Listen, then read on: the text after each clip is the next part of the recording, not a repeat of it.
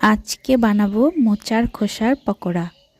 তো আমি প্রথমেই ধনেপাতা নিয়ে নিয়েছি, এক গোছা ধনেপাতাগুলো ভালো করে কুচি কুচি করে কেটে নিয়ে একটা বাটিতে রেখে দিয়েছি। আর এইভাবে মোচার খোসাগুলোকে গোল করে ছোট ছোট পিস করে কেটে নিয়েছি।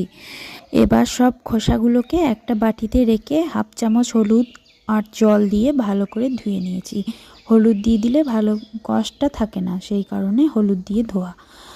আবারও একটা বাটিতে খোসাগুলোকে নিয়ে এক বাটি বেসন, লঙ্কা কুচি, ধনেপাতা কুচি, হলুদ গুঁড়ো, জিরে গুঁড়ো, ধনে গুঁড়ো আর পরিমাণ মতো নুন, চিনি দিয়ে উষ্ণ গরম জল দিয়ে ভালো করে ব্যাটারটা তৈরি করে নিয়েছি।